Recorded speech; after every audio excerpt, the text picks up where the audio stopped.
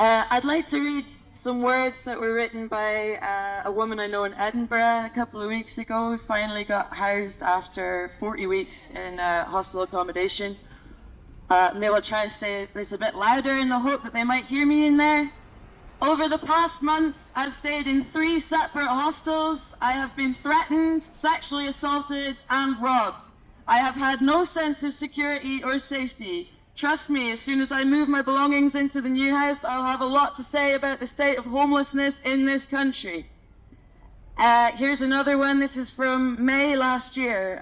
It's discovered on a bartering and sharing page for Glasgow.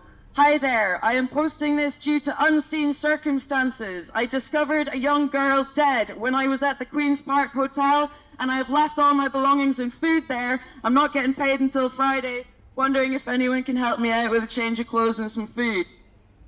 In the 3 years leading up to 2022, 67 women died in Scotland in homeless accommodation out of the 244 total deaths. We heard last October from 2 women whose sons died of overdoses in the hotels. The average stay in one of these hotels now is, I believe, 45 weeks. 4 women died at the Alexander Thompson Hotel between March and December 2020. 5 men died in the same period. Unfortunately, we don't have a breakdown for all of them. But I know that multiple women have been sexually assaulted in the Queen's Park Hotel, which was already notorious for sexual assaults years ago, before the crisis deepened as it has done. In that same time that we've been hearing the news about these women and men dying in hotels, I've been living in the Wynford, where 600 flats have sat empty for 2 years. 130 people died in homeless accommodation in that first year. The Wheatley Group are destroying social homes in the Wynford to replace them with more profitable ones, reducing the housing stock and increasing the homelessness issue. At £350 a week, the hotels have made millions in profits housing the homeless and the refugees, who we said, could we please make the empty flats available for them? We have a government that is happy to sell off our built heritage, to sell off our social homes, to destroy our environment, pump poison into our rivers and carbon into the air, who refuse to uphold their own promises on retrofitting, and they're doing all this for the sake of amassing profit for corporations like Wheatley and concentrating wealth ever more in the hands of mega corporations and investment banks who are perpetuating global instability. What is the point of a government that says it wants to help refugees, that says it wants to promote diversity, which is pitting communities against each other in a race to the bottom, scrabble for resources? I blame them for the rising tide of racism in this country. They have been warned for years that the alt-right, that the right wing are exploiting the housing crisis in this country. They are doing nothing about it.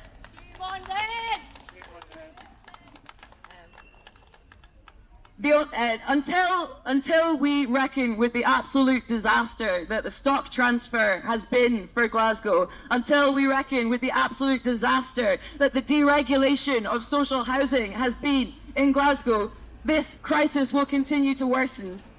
So, in conclusion, shame on the Greens for giving our housing budget away, for slashing our housing budget for vanity projects. Shame on the SNP for fomenting racism in this country by refusing to house people, and shame on Labour too. Get your act together. We don't need affordable housing, we need council housing now. In my own area, I managed to speak to a lot of teaching staff and students in high school. I was still in high school at the time when the budget cuts were announced, and our additional needs department, their budget is getting slashed so much that they're now not going to have enough staff to cover the needs of children with one-on-one additional support needs. As well as that, teaching contracts, hours are being stretched out to the max, and the exact same is going to happen over here in Glasgow, and it is happening over here in Glasgow, and we can see that with the most vulnerable being targeted. But it's not all hopeless. You can see here today that people care about this, and they're going to stand up and they're going to fight for their communities. And that's all that we can do. In Lanarkshire soon, we're going to be launching a campaign called the No Cuts campaign. There's going to be fighting back against budget cuts at every turn. Every opportunity that we get to stand with a community centre, a local football pitch, a local library, or the most vulnerable in society, we'll stand against budget cuts and we'll stand with anyone who's ready to stand with us. So get involved with your communities, get involved with what you need to get involved with. Stuff like this, join a residents' union, defend your communities, because that's all that we can do. Thank you, Jack. I've had two quite important victories in the Scottish Parliament yesterday. One on the declaration of a housing emergency, and the other on reversing education cuts, not just in this city, but across Scotland. And you see, the key thing is going to be, as we go forward, is actually doing something with those things. Those are motions, just like we're going to be passing later on today. Some of them will pass, some of them might not. But what happens after the motions? Where does the action begin? And this is the problem. We've been led in Scotland for far too long by people who govern by press release rather than actual actions. It's absolutely ludicrous that in 2024 we have the highest levels of homelessness in living memory. It's a disgrace, it's an utter disgrace. And yes, we can point the finger at the UK government and the terrible things they're doing to our budgets, absolutely, and we should. But we need to look closer to home. What can this council do better? What can the Scottish Government do better too? Because there are things we can do and there are actions we can take. The history you see is outlined. There's over £1 billion a year could be raised through better wealth taxes and property taxes in this country. The SEC have been saying this for 2 years. 2 years have been saying this. This could already be happening. That money could already be spent in this chamber. It could already be being spent by the Scottish Government to put people to work and to put people in homes worthy of the name. The key thing in all of this, what links all of this, whether it's housing, whether it's cuts to social care, incidentally, we've had massive cuts to the Health and Social Care Partnership as well in this city, as we have had across the country as well in recent weeks. The thing that links all of this is priorities, or the lack thereof. People want to govern by press release, they want to govern by headlines. They don't want to govern by actually putting people first, because damn sure they are not. If they were, we'd send in 67 healthcare workers down the road in the next few weeks. We wouldn't be axing 450 teachers in this city over the next 3 years, or axing MCR pathways, or getting rid of the other mentoring schemes and vocational opportunities for people. We wouldn't be doing that if we were putting people first. We wouldn't be doing that if we were building services on assessed need. Something has to change, and it won't change while we're all nodding along with the budgets. There needs to be a challenge. There needs to be a challenge here in this city. There needs to be a challenge at the Scottish Government, and there needs to be a challenge at Westminster too. And all of that, all of it, starts with you. It starts in your communities, and we heard earlier on from a YCL friend. It starts, get involved in your local communities, get involved in your community councils, get involved, because people out there do care. People out there do care, but they are lacking hope. Get together, organise, put us politicians under pressure, demand better, because we can do better. I'll leave it. Thanks, Ian. I'm Secretary of Clydebank Trade Union Council. I thought I'd just come along and show a bit of solidarity to yourselves. Western Bartonshire have also declared a housing emergency due to the homelessness in Western Bartonshire. And the problem is that we get councils down there, just like here, saying that they don't want to carry out these difficult decisions. They get the crocodile tears saying they don't want to make these cuts, but in actual fact, that's all they do, just carry them through. Now, I was up in Dundee last month at the Scottish Trade Union Congress, and we had a motion up there which called for no cuts budgets. And I went to a show of hands, and it was that close they had to call a card vote. Now, we got beat in the card vote, but what was successful was a motion from North Lanarkshire Trade Union Council which called for zero cuts budgets. Now, you tell me, what is the difference between zero cuts budgets and no cuts budgets? I don't know, but I'm quite happy using that term, because that's what you need. We need elected representatives who are going to represent their communities and refuse to put these cuts through.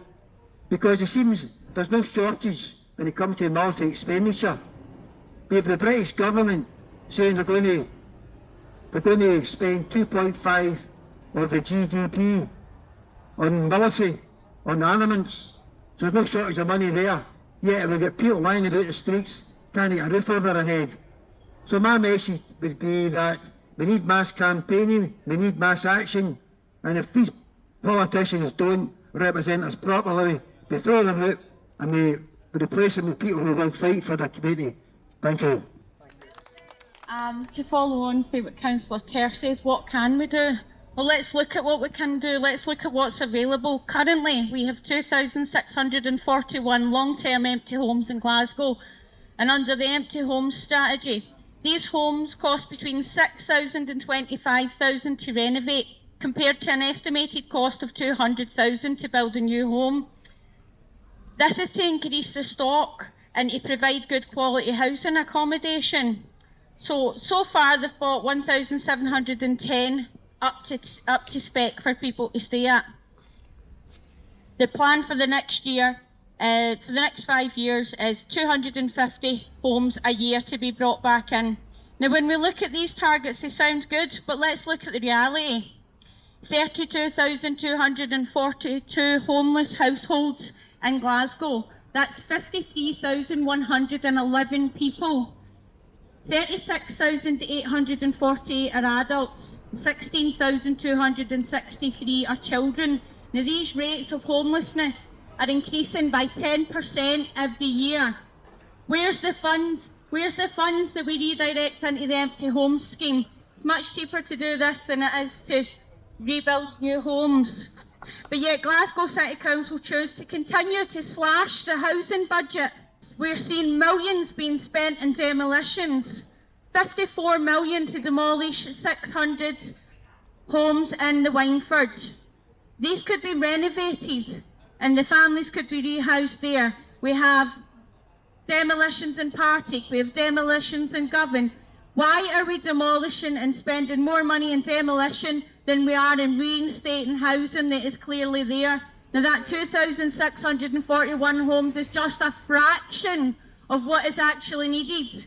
And on top of the demolition crisis, the housing crisis, the cost of living crisis, it's going to take a lot more than that to turn it round. So Glasgow City Council, wake up, use your budget and look after the people of Glasgow, because this is not acceptable. 16,000 children with their most basic aesthetic needs being denied. Safe living provided for homes and families and schooling and their needs met. It's the most basic needs, and it's time to stand up and fight this council. Write to your councillors, lobby, riot, join residents' unions, people, because there is no way we can leave this for our children. There's absolutely nothing left in the housing stock. We're going mid-market rent and not social homes, and it's social homes that need the working class wage, and the living wage does not match mid-market rents. So let's get your finger out your backside, Glasgow City Council.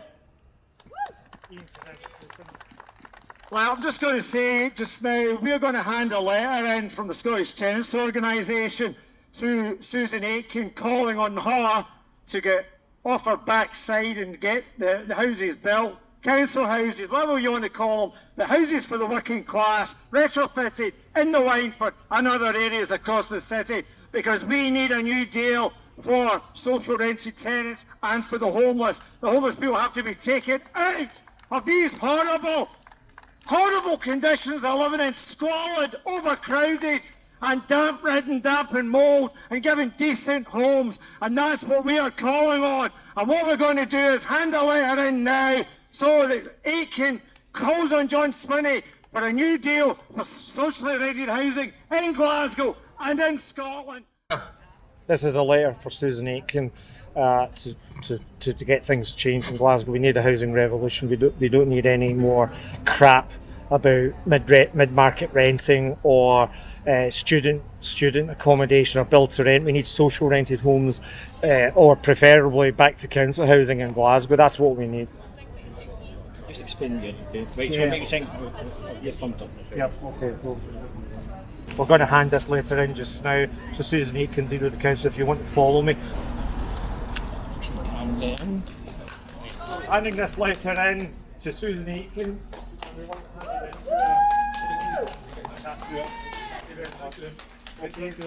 Right, thank you. And this, we need a housing revolution in Glasgow. We need thousands of social rented houses to be built and thousands of homes to be renovated. We need the Wynford 600 flats at the Wynford renovated. They don't need to be demolished. We stop the demolitions and get social housing built again, and we need it now because we have a crisis, we have a disaster, we have a tsunami of housing and homelessness, and it must be sorted out now. Thank you. It's worth noting that for years, for decades, we've had a chronic housing crisis. Now the Scottish Parliament is following on from Edinburgh, Glasgow and other towns and cities in Scotland. They are actually admitting now to a housing emergency. Of course, they created the emergency part of it themselves by their constant underfunding and defunding of housing and other budgets that connect to people's liability to become homeless and need housing, which is not there because of the underfunding. And so it goes on, a downward spiral of poverty when there need be no poverty, when people think they're in quite good jobs, but the rents are escalating at such a rate that people can't pay the rents, and then they're in danger of being evicted from their homes. I mean, talk about a scandal fomented by national and local governments right across this land. Talk about a disgrace.